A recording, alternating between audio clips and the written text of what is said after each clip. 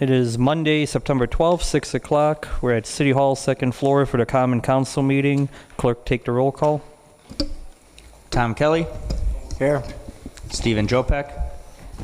Eileen Daniel. Here. Carrie Michalowski. Here. Gerald Anderson. Here. Thomas Barnett. Here. David Holt. Here. Leanne Felton. Here. Chris Hannes. Here. We do have quorum. Media has been notified. Pledge of allegiance. Pledge allegiance to the flag of the United States of America and to the republic for which it stands, one nation, under God, indivisible, with liberty and justice for all. Okay, moving on to number 4, public comment. Virginia Roberts.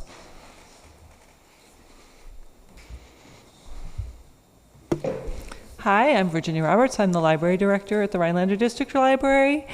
And I know you all got these in your emails because none of them snapped back at me, but I am here to remind you that we are having a fall open house tomorrow from noon to 5:30.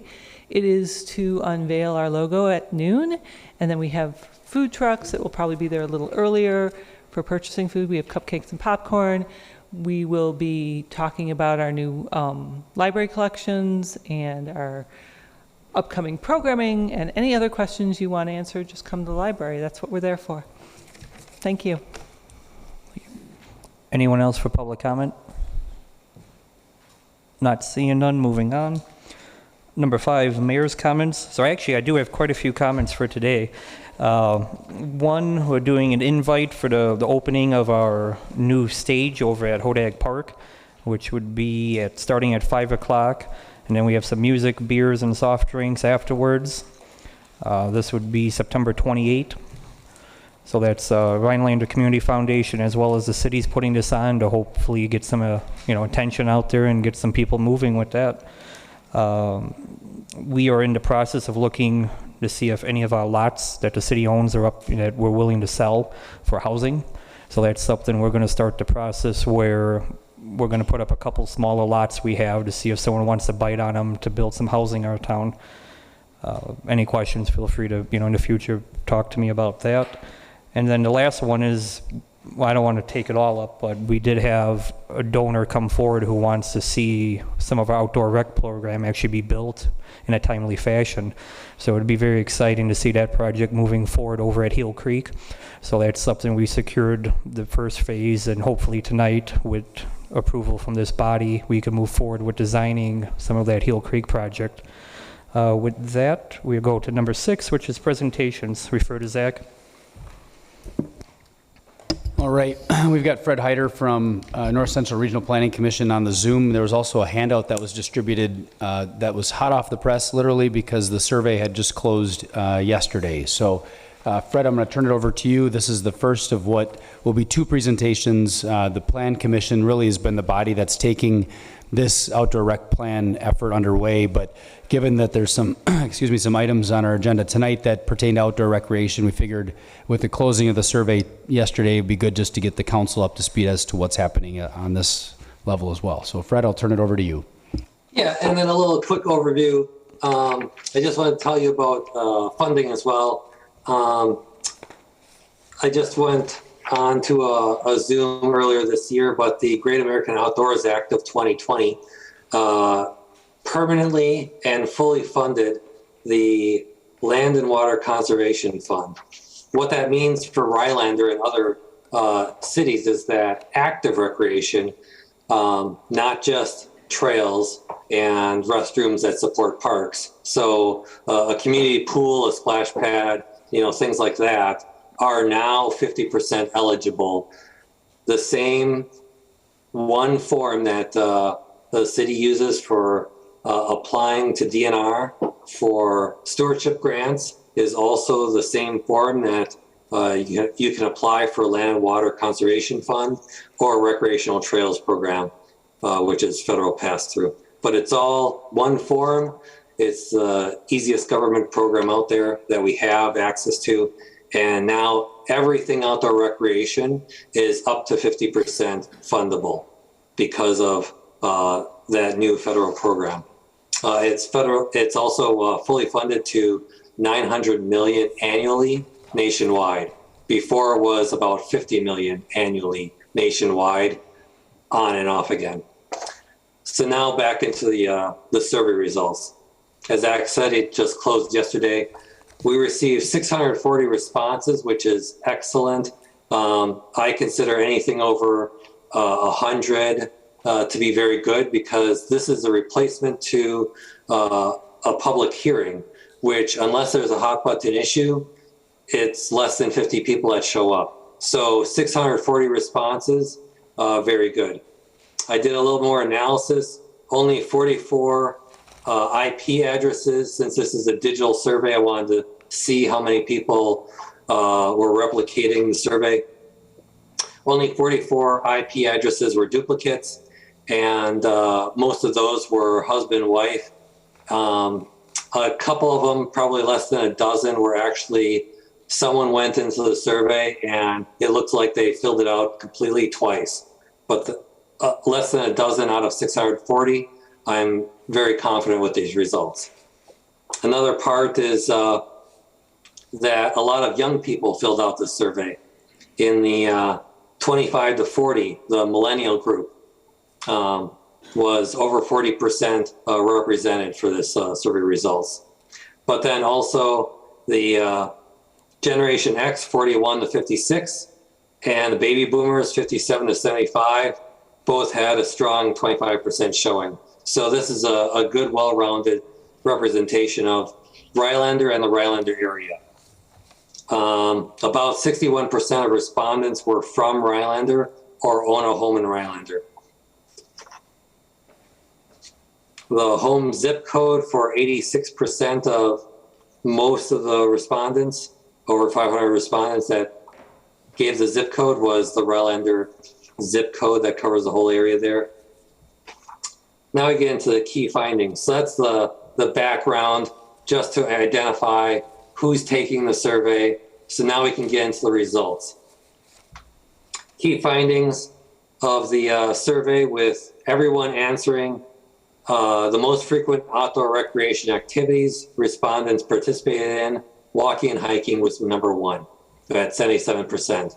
Walking and hiking is usually in the top 5 with every survey that I've done. And with the statewide comprehensive outdoor rec plan, walking is consistently a top activity for people in the state. Then the other part is that all of these outdoor recreation activities I've created, taken from the state outdoor recreation plan, but I've also added some other ones based on various community feedbacks. So the second one, events, festivals, and fairs, 74% of respondents said they participated in that. So that was an added one. Swimming, you've got a lot of water bodies in the area, a lot of access to water, so swimming, very high, and I would expect that to be. Boating as well, because of your high access to water at 51%. Gardening at 45%. Canoe kayaking is very high. You've got water access, along with fishing comes in there. Playground usage, so people are going to playgrounds, is very high. Driving for pleasure, it's very scenic, it's the Northwoods. And dog walking or dog parks grouped in it together as 38%. So that's the top 10 most frequent outdoor recreation activities. And the Plan Commission will have the full list of about 35 activities and what percentages they have. Then we get into the open-ended question. So right off the bat, that was the first question. The second question is, what potential outdoor recreation opportunities should be developed in the city of Rhinelander? And I put specifically city of Rhinelander, whereas before it was, what kind of outdoor recreation did you participate in? That doesn't have to be in Rhinelander. It's wherever you wanted to go.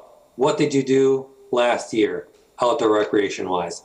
This question 2 is specific for Rhinelander, and it was basically 3 open-ended questions, so people could get off the top of their head whatever they were thinking about, oh, we should do this in Rhinelander. So that's what the purpose of this next set of questions is. This next question with 3 open-ended spots.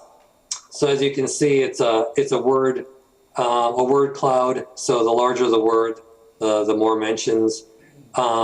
It's going to take me a day to do this full analysis. So I just gave you the word clouds.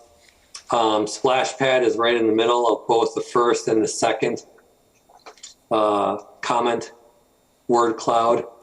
Splash pad was 26% for the first word cloud, and the first word cloud skate park was 12%. In the second word cloud, splash pad was 11%, and then nothing really rose above a few percent beyond that. The third word cloud, the only word that came up, this is the computer analysis. That's why I have to go in and physically read every comment and identify what it really means. So the computer just said park at 9% and outdoor at 8%. I don't know what that means right now, but I'll dig into it and I'll get that to the Plan Commission for sure. Any questions right off the bat? I do have one. So what, on the first page, your walking, hiking category, does any like snowshoeing, cross-country skiing, any other foot traffic on trails included in that, or is that a separate category? I think I have, I didn't pull up the survey for myself, but we have, I think it's snowshoeing, cross-country skiing is one checkbox. So they're not separated, but it's separate from walking, hiking. Yes. Thank Good you. question.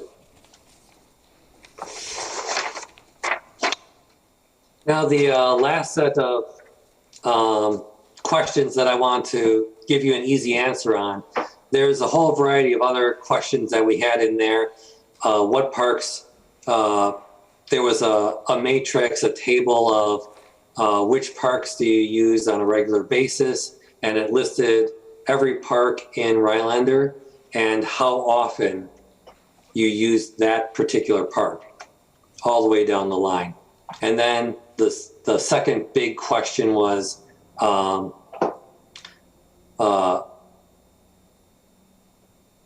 much do you like the park, or what's your approval rating of the park? And so that's not included in this, but that'll be further on.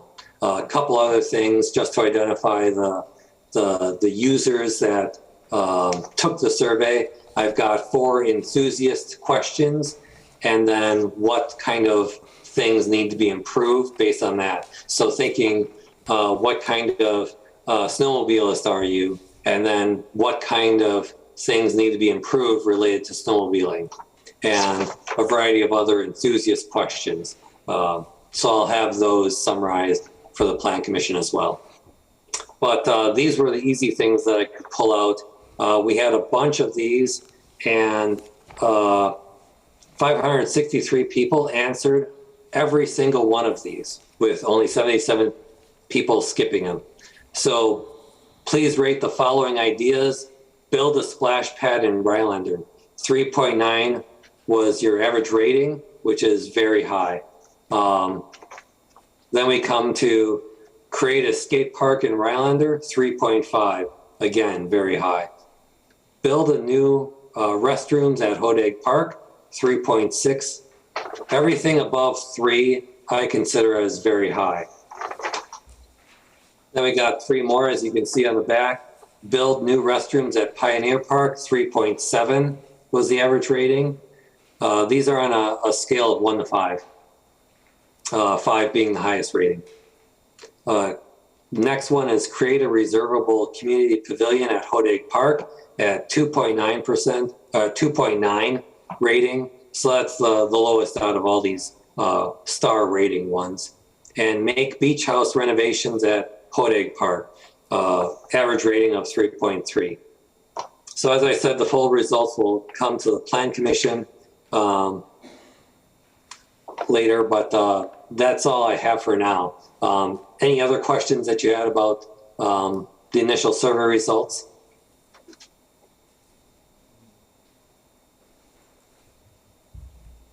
Doesn't look like it. Thank you. All right. Thanks for your time.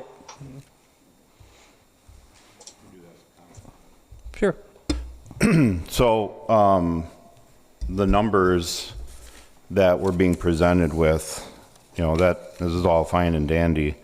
562 respondents out of how many people in this area. Although that's a very high number for a survey, there's still a lot of people whose voices weren't in this. I understand that a splash pad is wanted. I understand that it's got a good backing, but I refuse to let the city forget about our skate park. Those kids deserve it. They need it. It goes beyond having a fun time in the summer. It's about mental health. When kids are feeling like they don't have a place in the city, that's a problem. All 4 kids running around on a splash pad all summer long, that's great. But there's kids that need other things too. And they've been waiting a long time and working extremely hard to get this. So I am going to hold the city's feet to the fire until that's done. That's all I got to say. Okay. So this will go to Planning Commission, the full results at the next meeting, and then from there to come back here as the full results for all of you to review. Moving on to number 7, which is a consent agenda. Mr. Anderson? Yeah, I request that items B, C, and D be withdrawn from the consent agenda. May I ask for what reason? I didn't know a reason was necessary, but, well, like all of them, they really need the word approve or something like that in front of it to show what action we're taking. B needs a little rewording, I think. D, the quitclaim deeds, it doesn't even say how many, or for Morrill Street, we don't have very much information on that yet. It seems like that's, I mean, we have a general idea, but nothing specific, so I don't see how we can just vote on that without further discussion. Okay.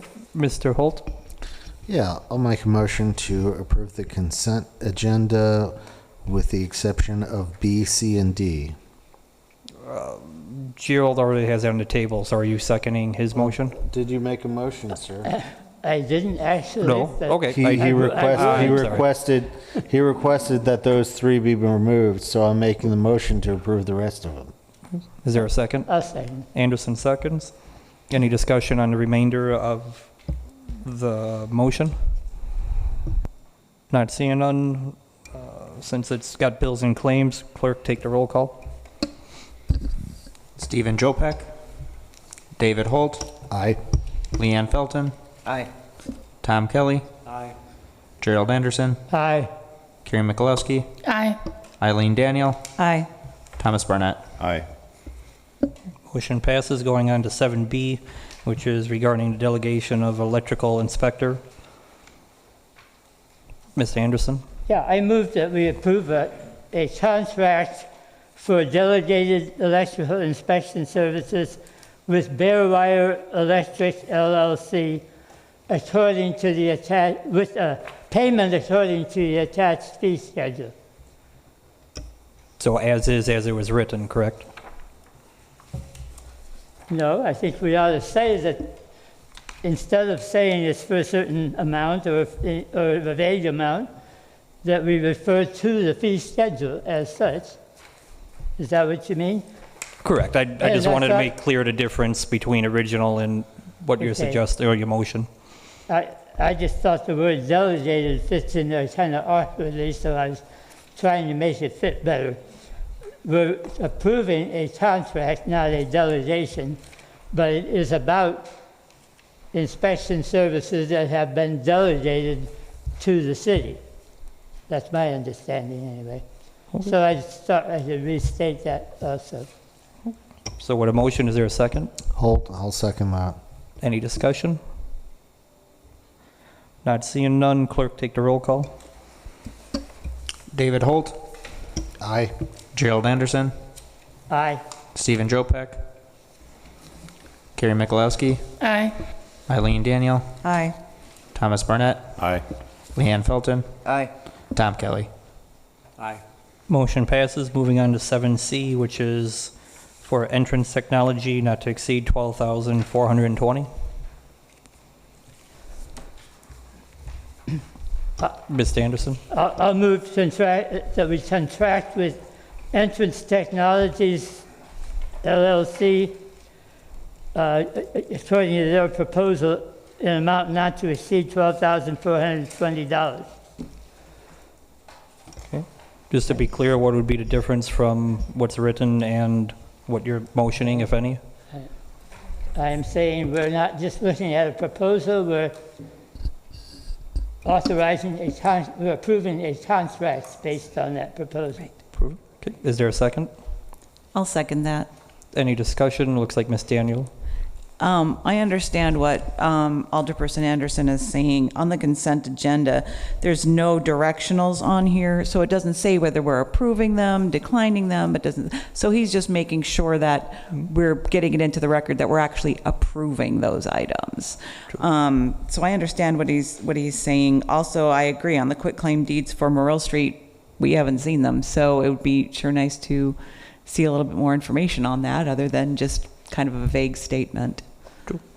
I was just clarifying for anyone listening, they kind of follow along with what we're doing versus getting confused. Mr. Anderson? I just wondered if maybe Zach could give a brief explanation of what this one accomplishes. So what that topic is, it's putting ADA-friendly entrances for the City Hall over by our elevator, by our golf course, by our police department, and by our fire department. That way anyone with disabilities or handicaps could enter the building safely. Not the fire department? Okay, I misspoke, not the fire department. Any other discussion? Not seeing any. Clerk, take the roll call. Leanne Felton, Aye. Stephen Jopek, Eileen Daniel, Aye. Tom Kelly, Gerald Anderson, Aye. David Holt, Aye. Thomas Barnett, Aye. Carrie McLowski. Aye. Motion passes. Moving on to 7D. I refer to Zach first just to describe this a little bit more. Yeah, in your packets, and I'm just going to get to the page there, is a copy of the proposed certified survey map that will be, and I'm looking for the page here. I see bills and claims.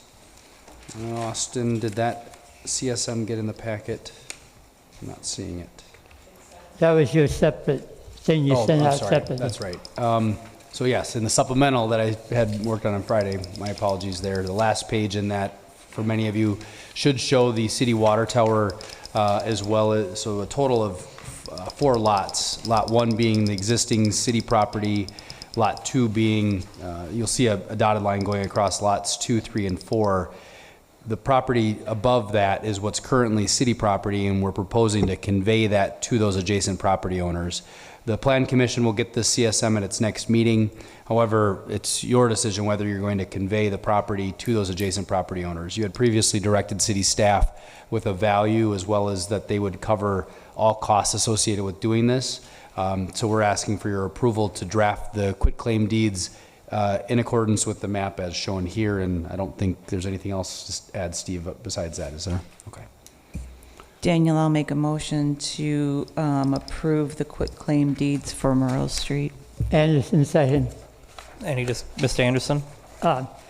Just to be sure I understand, then, we're talking about what we're conveying is the pieces above the dotted line up to the next solid dark line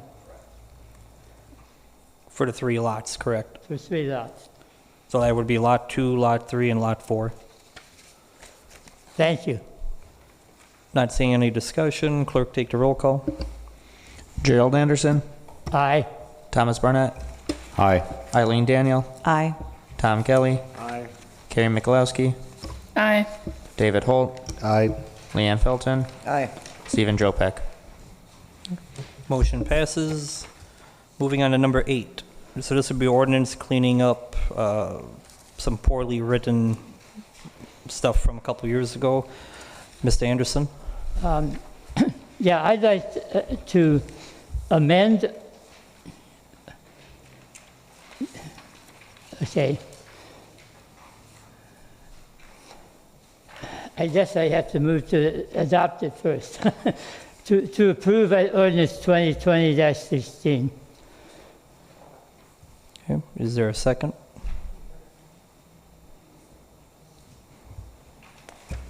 I'll second it. Okay.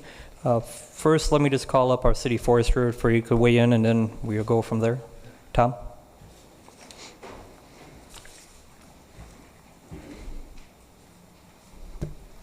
So we in practice have been approving trees in the boulevard to be planted by citizens. And so this to me is just an effort to allow that by code. The code says citizens can't plant any trees in the boulevard. And for those of you that represent Wabash Street, I don't think I could have stopped them from planting trees. They were, when they redid the street, all the trees came down, and we just didn't have the budget to redo the street, and so they planted many of those trees, working with me, getting approval. So in practice, we've been doing this, and I think it'll be a good thing to allow citizens to plant trees. I think it's good to put it in writing, because one thing that I tell everybody who plants a tree in the boulevard, including Supervisor Daniel, is that the tree then becomes city property. They get to decide when the tree is trimmed, when the tree is taken down.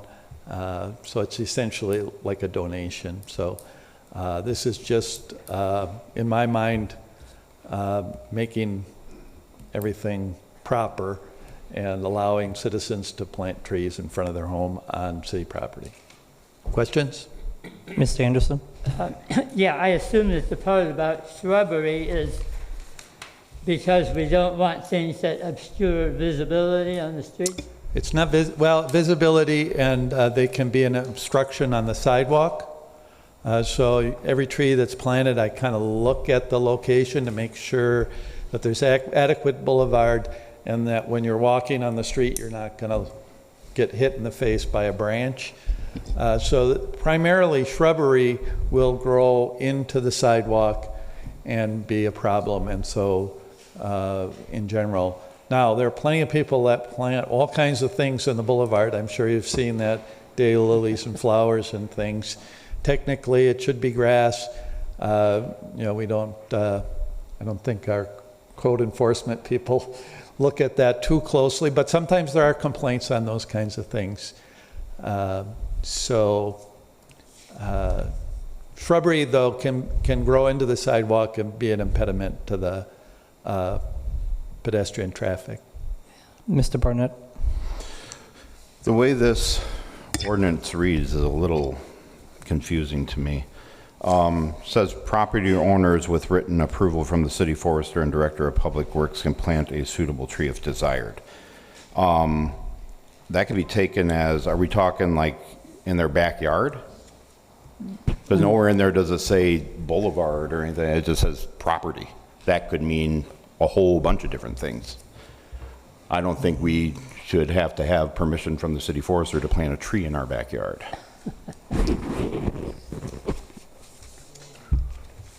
Mr. Chairman, And maybe I'm reading it that way, but I mean, that's how it's stated. It's so vague that it could be taken any possible way. Property is property. I agree with that. That's why I wanted to propose a change, which I handed out here. But it does state in street, terrace, or right-of-way is prohibited. Right, after all that. But I mean, if it says property owners with written approval can yada, yada, yada, plant a tree, that could absolutely be taken as I can't plant a tree in my backyard unless I have the city forester's permission. And I understand that some people read it differently than others and all that, but just from my point of view, that's how I'm reading it. And I'm sure lots of other people read it that way too. True. So we're, Mr. Chairman? Ms. Anderson? Yeah, I think I can clarify that with the amendment I would like to make to this. That Correct. only just directed toward trees in the street terrace, as the term is used here, So what I'd like to do is move to replace or to amend that ordinance 2022-16 in its entirety by substituting the following. Code of Ordinances, Section 3.01.07 is amended as follows. No person shall plant a tree in any street terrace as defined in Section 3.04.08, except with written approval of the city forester or director of public works. No shrubs shall be planted in a street terrace. Yeah, that's much more clear. So before I acknowledge a second, the only thing I would request is instead of or, and. And the reason for that is Tom Giroll is very knowledgeable and educated in his field, but he doesn't know what's happening under the ground. Tom Rozier is very knowledgeable in his field, but he doesn't know what type of tree is the best from a health point of view. So that was the key of and, because it makes it a smoother process. You know, Tom Giroux, our city forester, isn't always up to date of capital improvement projects, so there's no point in having someone plant a tree if we're going to kill it the next year or the year out, redoing capital improvement. So the only thing I would suggest is we word and versus or. I wasn't sure about that, and thank you. And can I just, without restating the whole motion, say, we'll say and instead of or, So, before Director of Public Works. so I think first, technically, we'd have to make sure there's no second on the motion you made. If there is no second, it would die, and then he can make the motion, the amendment to the motion that he deems is correct. Yeah, and the one thing I think sometimes you're forgetting is this is the first reading. You're not passing anything. You're really advancing it to the second reading, which is supposed to be the one that after you've commented on, it takes your thoughts and minds and acts. So you don't have to make motions to change it. You can make suggestions, you can make comments, and then it's up to the administration to take your consensus and put it into the ordinance. So I just want you to know, don't get worried about semantics at this level. Next time, of course, you would, because then once you pass it, it becomes law. Right now, you're just, remember, the whole purpose of two readings is that the first reading is comment time. The second reading is passage. And so you're having great deliberation. That's no problem. The next time is when you pass the ordinance. So don't get real hung up, but I think the message is very clear that you want some reference to street terraces, and number two, you want to have both the city engineer and the city street or tree whatever your title is, Tom, superintendent, to be the people so it's up to the administration to write it up so it covers those areas. That's the way I would interpret what's going on. Mr. Anderson? It seems to me that I'm not totally disagreeing with that, but if we're going to bother having your first reading, we ought to be able to make changes at this time so that we don't get surprised by the changes that come up 2 weeks from now or whenever. This way, this will be out there, and if we vote on it in this format, presumably that's the way it'll come back to us in 2 weeks.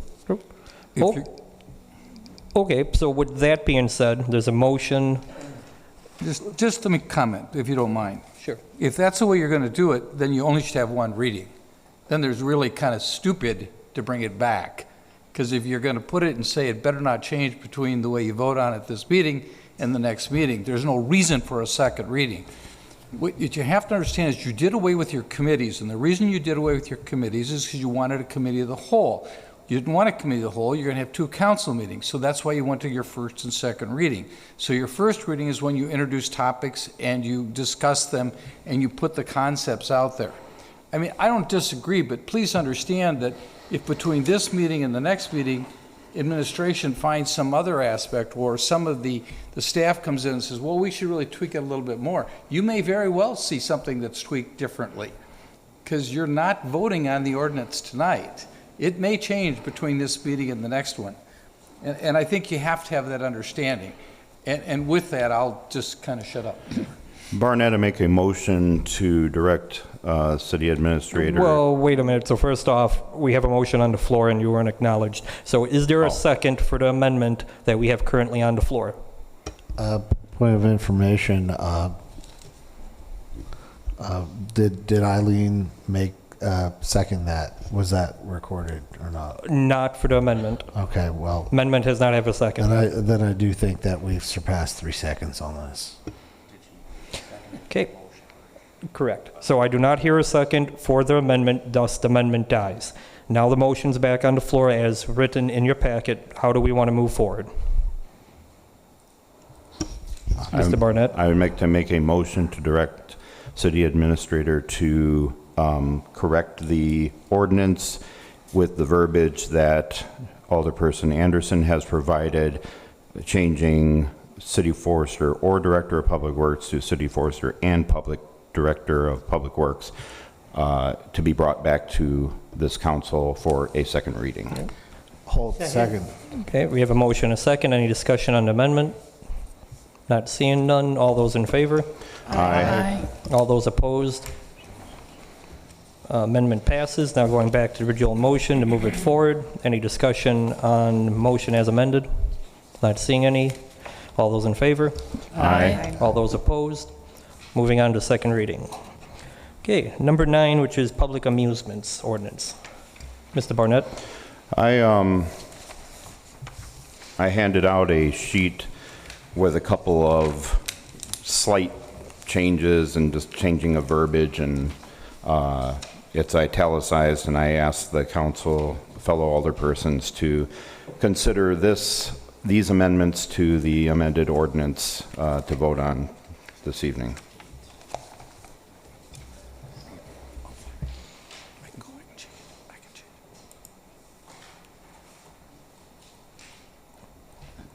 So just to be clear, it looks like the only 2 major changes would be what you have in a slightly different font, which would be 2C and maybe waived by majority vote of common council, and 3C, the whole point.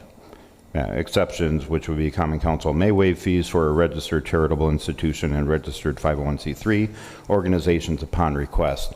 I think the consensus is that that option is there, but I would sleep better knowing that it's in writing in the ordinance so that people know they can come to council and request fees to be waived.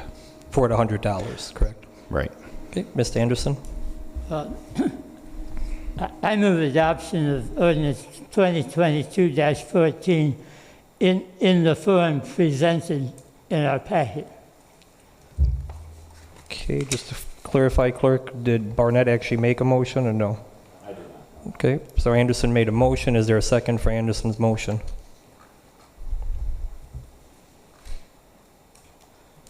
And this would be the second reading, so just whatever passes, move forward to as being.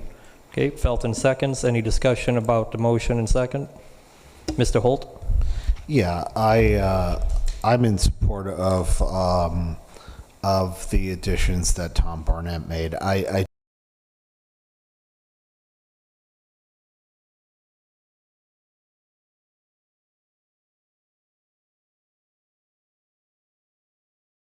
newer organizations that don't exist right now, but will exist at some point. And when they're reading through our ordinance and they our ordinances to try to do things in the best way possible, it is helpful to have that indication. So I would have been in support of adopting it with the amendments made by Mr. Barnett, and so I wouldn't want to support. I would not support as it is in the packet at this time. Sure. Just to clarify, Steve, for our attorney, and I'm not saying I will, I'm just saying the operation of city government. In theory, even with this, it's still up to whoever is the chair of common, or the mayor in this case, to dictate what's on the agenda. So even with this, with amendment, whoever the mayor may be in the future could still say, no, I am not allowing that on the agenda, thus still not give charitable nonprofits a way to get the fee waived. Well, that's a yes and a no. I mean, yes, it's correct, you control the agenda. No, the council can overrule you. In other words, the council can force you to put something on the agenda. But yes, you would control the agenda, but the council could add something to the agenda. It would take a council meeting to add something to the next council agenda. They couldn't do it if it was an action item the night of the meeting, but they could say on the next council agenda, there will be an item, da, da, da, da. Okay. And I'm not saying I will, I'm just saying in the form of government that could happen, in theory. And understand that the other side for the council is, of course, you have the right to veto. True. So, I mean, so the council could say, we're going to approve the granting of a permit for somebody to do such and such, and then you could veto that action. And then it would have to come back to the next council meeting, too. So the point I was trying to make is not saying I will, I'm just saying it doesn't guarantee them the right to have the fee waived or even on the agenda easily. So I was just trying to put that out. Mr. Anderson? Yeah, as I see it, the ordinance as presented is trying to eliminate a couple of, about all it does is eliminate a couple of places where it says these fees may be waived. And I think that's a good idea to take that out of there. So I don't really want to put it back in a different form. If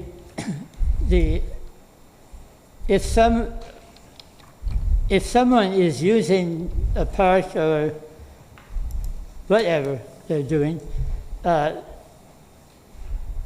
the cost to the city is the same, whether they're a charitable organization, some other kind of 503 organization, or whatever. And I don't think we should get in the habit of saying automatically or almost automatically or as a matter of custom, we always waive it for nonprofit organizations, especially if they're doing something that involves fundraising. That means they've got some money to pay to cover the city services that are involved, just like everybody else. And in the meantime, you know, not only is it about cost of services, but they're using the space or they're using the city locale or whatever in a park or elsewhere, I guess it doesn't specify that here, that someone else might be using, and they would have to pay. Yeah. Well, so I do acknowledge who raised their hand first, but before I get to, I do have a question for Mr. Anderson. Do you think we're setting a double standard of if you're a nonprofit, fees don't matter? If you're anyone else besides a nonprofit, we should hold you accountable to the $100 fee? Kind of, it sounds like one of the major gists of your statement. It sounds like that's what we're doing, yeah. So maybe we should just make it where anyone could come to council and ask for the fee waived to level the playing field. Well, maybe. And maybe this belongs somewhere else. If it's going to cover all kinds of fees for parks and other things, which I don't think this does, but why shouldn't it if we're doing it for these? It seems more logical to put it in some kind of a, if we're going to have an exception like this, to put it in some kind of general section, wherever the fee schedule is, that fees may be waived by majority voted council. And we don't even have to limit that to nonprofits. Okay. Mr. Holt was first. Yeah, I think that the initial premise there about what is being taken out of the ordinance as it's presented in the packet is incorrect. Exceptions, this subsection shall not apply, is an absolute statement. That's not a statement of, well, council may waive fees. They're two different things. So it's not that does not qualify in my mind as adding the same intent back in to the ordinance, just in a slightly different form. I do see Mr. Anderson's point with regard to it's somewhat redundant. I do think also that there is somewhat of a double standard, but that double standards exist, and we do have double standards for nonprofit organizations versus for-profit activities, right? And there are reasons for that.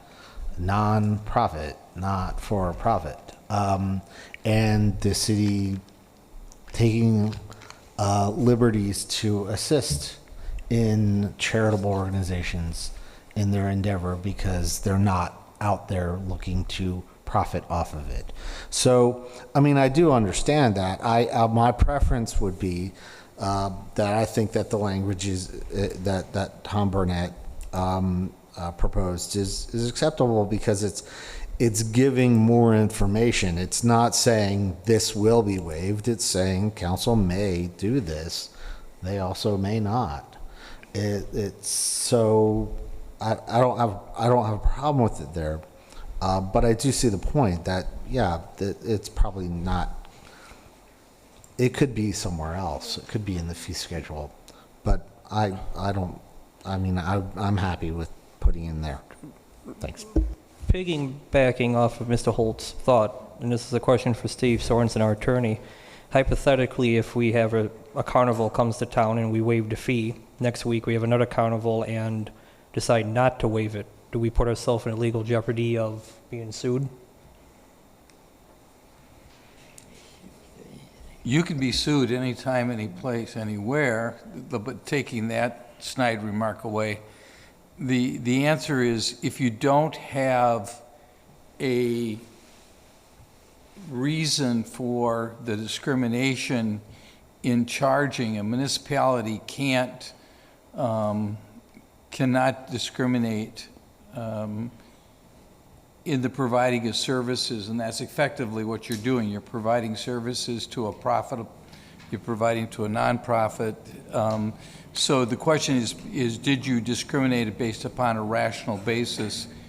And you'd have to come up with a reason, and you'd have to have a stated reason where your rational basis would have to be something that shows that you're doing something that's in the best interest of the city. That's what the criterion would be, that it has to be in the best interest of the entire city. It can't be in the best interest of the Lions Club. It can't be in the best interests of the Girl Scouts. It has to be in the best interest of the city of Rhinelander.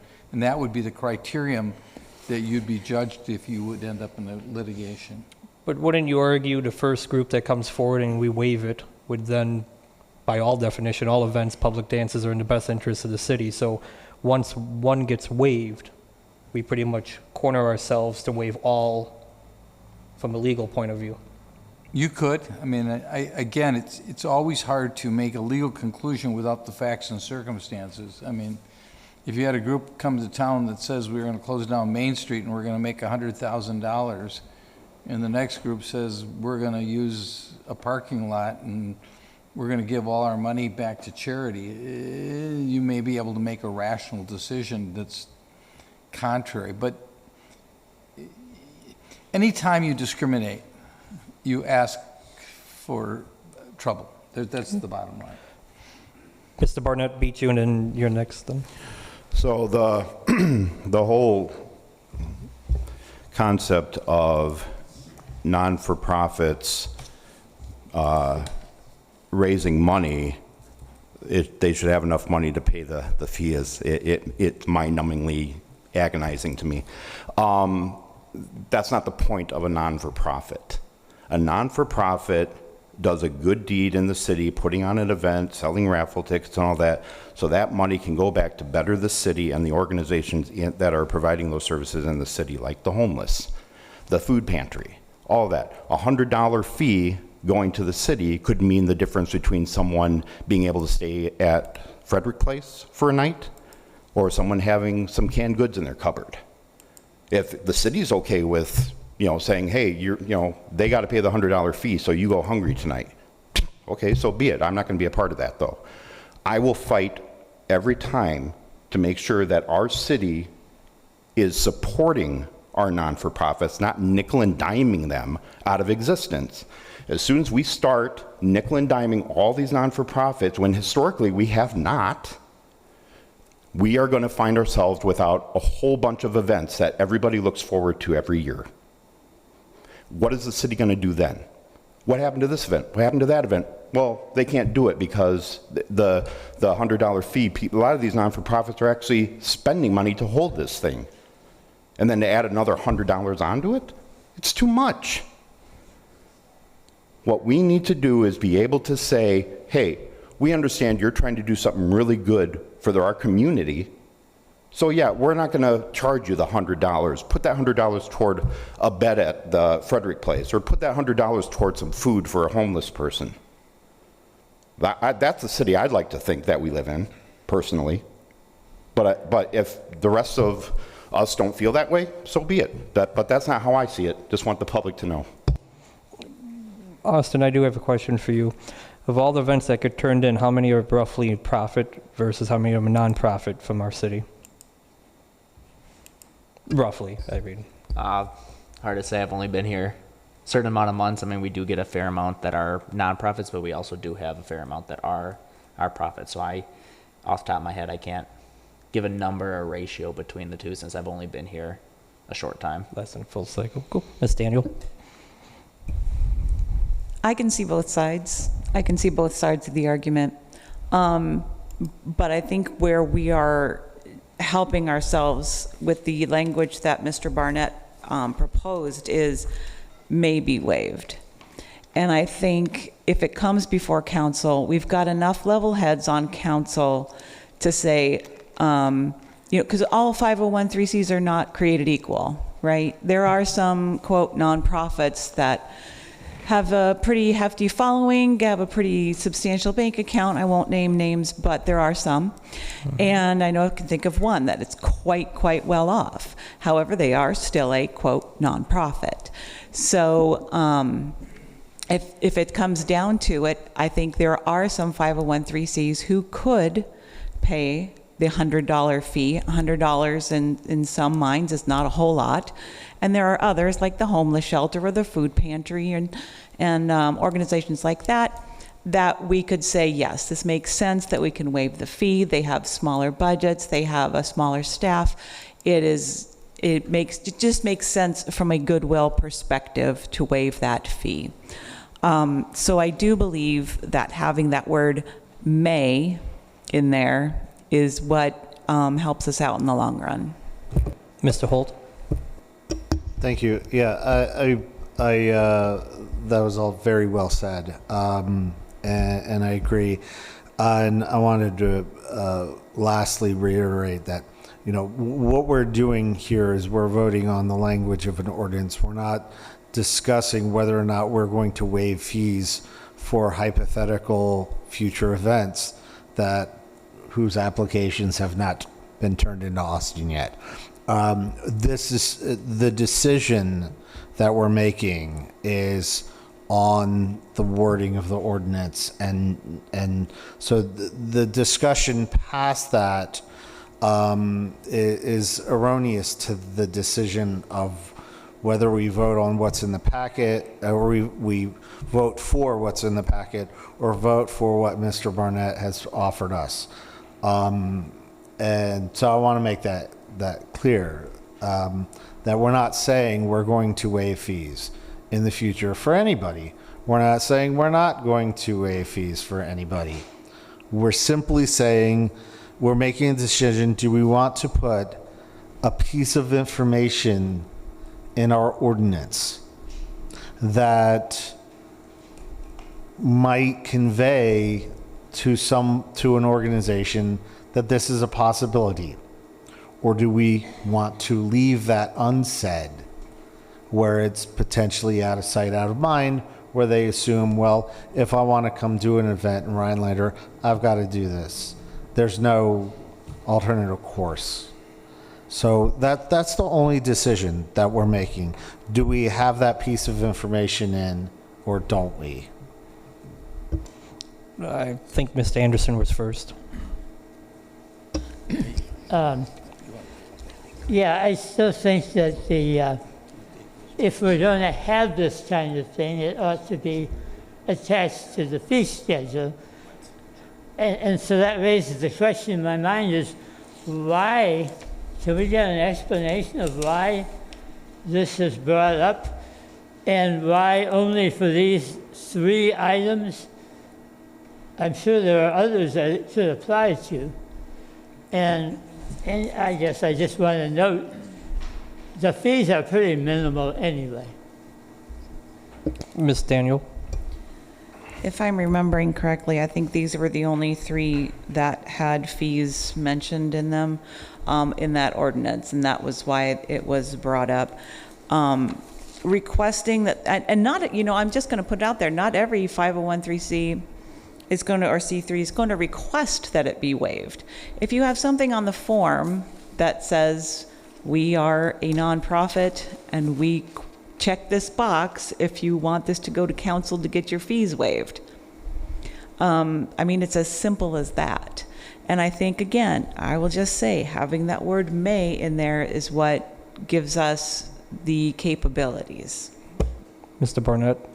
Yeah, the purpose of this is exactly that. It gives the people that are trying to raise money for good things in the city to know that this is a possibility. It's not as saying, come to us and we're going to waive it. It's a possibility. That's why the wording is the way it is. And if $100 is a minimal fee to some people, great. Then I suggest that the food pantry or the homeless shelter or something like that, go ahead and ask our council members to pay the fee for them if it's such a minimal amount. So clerk, just for clarification, where are we at as far as a motion or a second and or amendment? So the only thing that I have right now was a motion by Anderson to approve amendment as presented in the packet with Felton second, and I was not sure if Holt made that motion originally to support with Tom Barnett's language. No, there was one motion. Mr. Anderson made a motion, Ms. Felton seconded it. We needed to vote on it. My statement was for discussion that I didn't support that I would prefer to have the version that was given to us by Tom Barnett. So we still need to vote on this, and then if it is voted down, we could make another motion. So there's a motion second on the table. Would there be any amendments coming?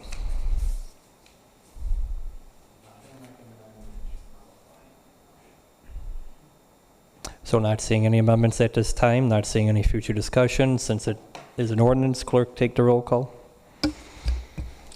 Tom Kelly. Stephen Jopek. Eileen Daniel. Nay. Carrie Michalowski. Nay. Gerald Anderson. Nay. Thomas Barnett. Hey. David Holt. Nay. Leanne Felton. No. Okay, number 9 fails. Moving on to number 10. Oh, wait. Mr. Holt? This second reading, I can make another motion on this, correct, city attorney?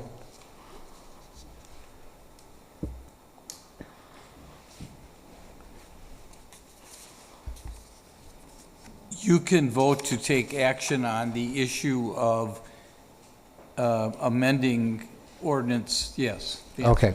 is yes. Then I will make a motion to amend ordinance number 2022-14 to amend chapter 4.05.05 public amusements to include the language provided for us by Tom Barnett, adding one to C, license fees, the license fee for each public, I think that's the one that he added, and may be waived by a majority vote of the common council. And then for 3C, exceptions, Common Council may waive fees for a registered charitable institution and registered 501c3 organization upon request. Daniel, second. Any discussion on the new motion? Mr. Mayor, if I could, in the first one, you have absolutely no criteria for waiver. In the second one, you have a criteria based upon, I presume, the Internal Revenue Service. Correct. Yeah, Is that your yeah. intent? That's why I paused when I was reading it. That I noticed that the first one didn't have all the information. So I would amend my motion actually to include that criteria into 2C. So it would read that it would read and may it would. I'm trying to wordsmith it on the spot. I'm sorry. It would be in line with. I would like the wording to be the same in terms of criteria. So what I understand you're saying is that 2C would say may be waived by a majority vote of the Common Council if the organization was a registered charitable institution or a registered 501(c)(3) organization. Yes, sir. Ms. Daniel, since you were the second, do you agree to the amended? I agree to the amendment. With that being said, any discussion? Mr. Anderson? Well, if we're going to have that in there, and maybe waived by majority vote of Common Council seems adequate to me for both of those, and I don't see a need to specify what kind of organization. If we have the power to waive it, we can decide who deserves a waiver. And also, I don't know the difference between a registered charitable institution and registered 501c3 organizations. Would you like to know the difference? Yeah. 501(c)(3) would be an organization that would have no political or religious connotation, whereas a registered charitable organization may say for only white Norwegians with blue eyes. It could still be a charity, it just wouldn't qualify as a 501c3. I'm In not other words, Norwegian, by the way. Yeah, because the IRS would never give them exemption because they're being discriminatory. I'm just telling you what the difference Yeah. would be. Okay, I didn't catch that. You do have organizations that call themselves charities that are really sponsors for certain type of people and activities. And that's, my understanding is that's why you're keeping this concept of may waive or may not waive. I mean, but it also goes to your point, you could just simply say any organization, but I'm not writing your ordinances, I'm just answering your question. Mr. Barnett? The attorney is correct. That is the separation of the two, which again, I don't know how many times we have to explain it in so many different ways. The reason we have may be waived. So if we have a charitable organization that comes to us and says, we're running this event so that, we can raise money for blonde hair, blue eyed people. Again, we have the ability, may be waived. I'm hoping that's more clear. I don't know how else to explain this. It's verbiage.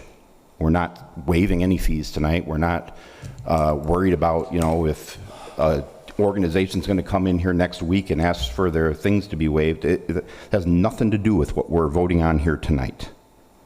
What we're voting on here tonight is to have that language in here so that these charitable organizations or the 501c3s that are trying to do good things in this community Understand that they have the ability to come here. That's all this is. I don't know how else to explain it. Ms. Daniel? I'd also like to just point out that we can always change ordinances. So let's just get this voted on.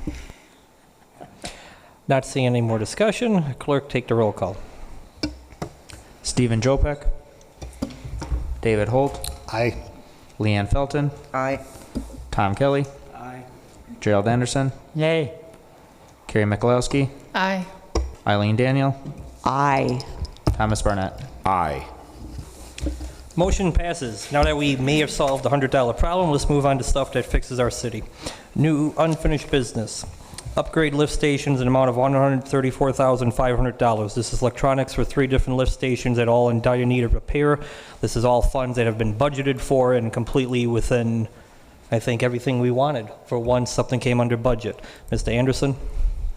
I move that we approve a contract with P.J. Torstenson Company for upgrades of lift stations in an amount not to exceed $134,500. Daniel, second. Any discussion? Not seeing none. Clerk, take the roll call. David Holt. Aye. Gerald Anderson. Aye. Stephen Jopek. Carrie Mikulowski. Aye. Eileen Daniel. Aye. Thomas Barnett. Aye. Leanne Felton. Aye. Tom Kelly. Aye. Okay, motion passes. Moving on to B. This is the lift station on Kem Street, which is currently very old and dilapidated. This station has to do with a development agreement coming that we already approved on. This is roughly $18,500 to do analysis and the scope, which would be funded through the TIF district that was created for said development. Mr. Anderson? I move that that we approve the contract with, what's the name of the engineering? Town and Country. With Town and Country for, we're really talking about analysis and scope on the lift station of West Kemp Street. And the amount not to exceed $18,500. Holt, second. Motion and second. Any discussion? Not seeing none. Clerk, take the roll call. Leanne Felton. Aye. Stephen Jopek. Eileen Daniel. Aye. Tom Kelly. Aye. Gerald Anderson. Aye. David Holt. Aye. Thomas Barnett. Aye. Carrie Mikulowski. Aye. Motion passes. Moving on to 10C, discuss and approve vendors for splash pad. We're hoping to connect this with a skate park due to boat concepts need similar vendors. Thus, we would save significant money expanding boat projects into one. This is for design. Pretty much we had multiple firms show interest to met most of the criteria, what we're looking for. So if this does move forward, we could then contract with one of those. Am I correct, Zach? That's right. We want to go in a direction where we're going to negotiate or discuss with the 2 leading firms that responded to our request for qualifications to discuss the inclusion of a skate park component and how they might execute on that, just so we get the efficiencies of running 2 projects really at once. Since we'd be going to the community for fundraising on this, it makes sense that they wouldn't compete, that they would work together in their effort, though understanding that they're quite different in terms of projects. So the idea would be in 2 weeks to bring back proposals for you to formally execute, since you don't have any sort of contract or supporting documentation at this time. Mr. Holt? A motion to table item until the next council meeting. Tabling it might jeopidize us being able to I'm sorry, I thought that was what you were asking for us to do. Are you asking for something else? No action taken is appropriate too. Just to let you know, assuming that unless you send us in a different direction, you don't want us to spend any effort on it. I mean, I think the presentation at the beginning, as well as some of the commentary, affirms that we're going to head in that same direction at this time. Okay. Not seeing any more discussion. Moving on. 10D. So this is regarding a trail solution development for 12 miles of trail near Holdag Northwoods Golf Course, not to exceed $42,000. This has already been part of the 2021 borrowing for a funding source. Mr. Anderson? I move approval of a contract with Trail Solutions for plan and design of 12 miles of trail near Northwood Golf Course, not to exceed $46,280, I believe was the number. Hold second. Any discussion? Not seeing any. Clerk, take the roll call. Gerald Anderson, Aye. Thomas Barnett, Aye. Eileen Daniel, Aye. Tom Kelly, Aye. Carrie Mikulowski, Aye. David Holt, Aye. Leanne Felton, Aye. Stephen Jopek. Before we move on, I would like to make clear that we did have a donor who's willing to do a matching donation up to $100,000 for the development of this out at Heel Creek area. So, I mean, if we were to raise additional $100,000 through whatever means, that would be up to $200,000 in capital ready to go for this project. We're estimating this to be about a $500,000 project, roughly, to be completely built for what they're doing the design work for. So this gets us at least roughly halfway there to get that done. Okay, moving on. Oh, Mr. Anderson? Is this something as far as doing the project, the construction, we should do it in phases over a number of years, I assume, Absolutely, once we but get it designed? absolutely, but just like anything else, bigger the volume, lower the cost per foot. Okay, moving on to E, which is the Little League field. We really don't have much of an update. Little League has apparently, the funds have gotten a little harder for them due to one of their donors have backed out. So at this point, I don't think there's any real motion or action we need to take forward, since the amount we would have to contribute will go up a decent amount. So moving on to new business, which is number 11, discuss or approve to add the protection coating to Stevens Street snowmobile crossing. So this is the Stevens Street that we approved a couple meetings ago regarding the snowmobile access. We have a verbal of roughly $25,000 from Pit Lake and Wick. They are the only company in this region that puts on that coating. Part of the reason why we were hoping to have the contract by now, but we do not.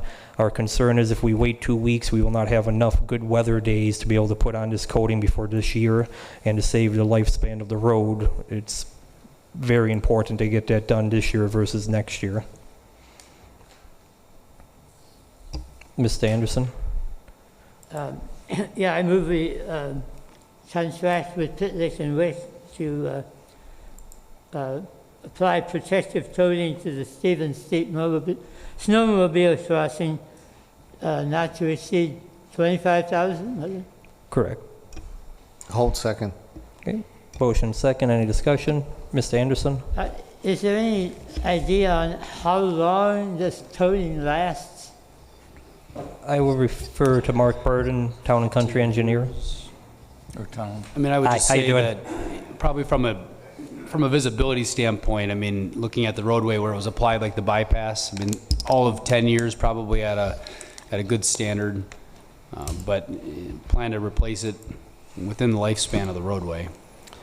I'm sorry, Mayor, I wasn't really paying attention back there. Can you ask me that one more See, time? that's what happens. But so pretty much, we're looking to approve to add a coating for snowmobile traffic on Stevens Street. The question was roughly how long does this coating last? How long does this extend the life of the road? Well, you can see the road wearing already. It's definitely going to extend the life of the road. The crossing itself may wear out in 5 years. I mean, you see them on county highways all around the Northwoods. Depending on the amount of snowmobile traffic with the carbides on them, they start wearing in a couple years, maybe 5 years. It depends on the amount of snowmobile traffic, but hopefully you get a good 5 years out of it. Mr. Kelly? Just a remark, I think that the economic impact of this crossing validates spending $25,000 every 5 years. Okay, not seeing any other discussion. Since it's a dollar amount, clerk, take the roll call. Tom Kelly, Aye. Stephen Jopek, Eileen Daniel, Aye. Carrie Mikulowski, Aye. Gerald Anderson, Aye. Thomas Barnett, Aye. David Holt, Aye. Leanne Felton. Aye. Okay. Motion passes. Moving on to 11B, which is a bucket truck that we need for $224,900, which is under our budgeted for 2021 borrowing. Barnett, I make a motion to approve the purchase of a bucket truck from Runyon not to exceed $224,900 from the 2021 borrowing. I'll second. Motion second. Any discussion? Not seeing none. Clerk, take the roll call. Stephen Jopek, David Holt, Aye. Leanne Felton, Aye. Thomas Kelly, Aye. Gerald Anderson, Aye. Carrie Mikulowski, Aye. Eileen Daniel, Aye. Thomas Barnett. Aye. Motion passes. Moving on to number 11C.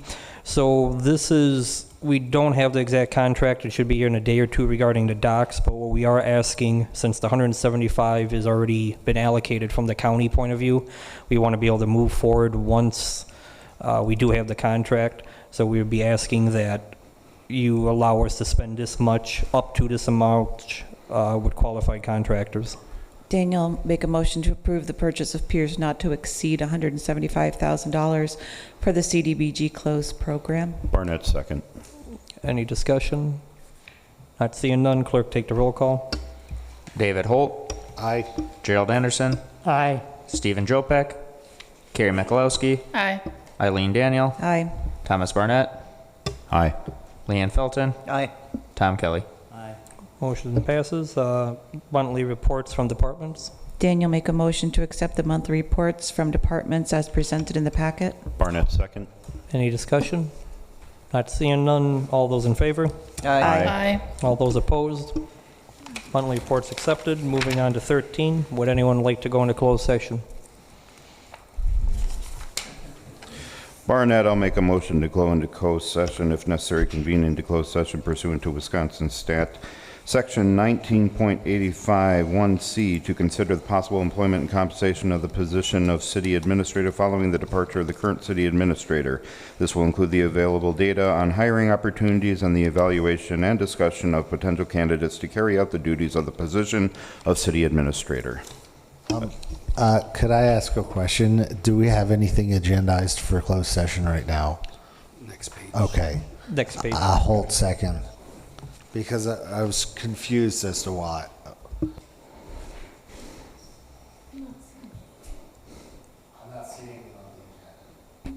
It just says This will include available data for hiring opportunities for the evaluation and discretion of potential.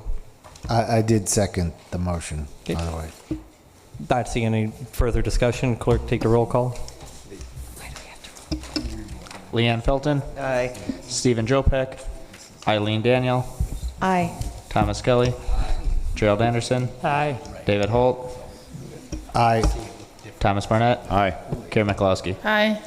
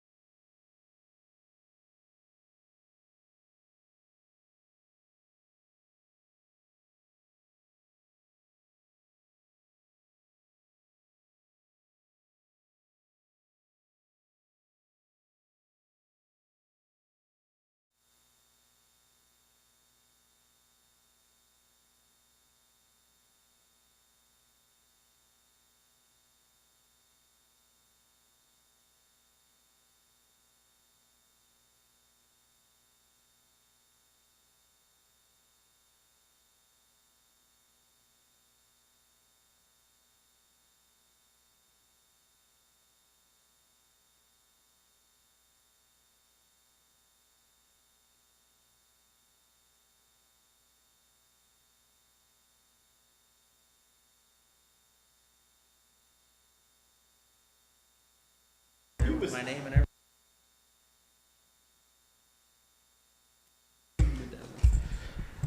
It is 7:58 and we're returning from closed session with no action moving forward. Let's move on to future agenda items. Is there anything anyone would like to request?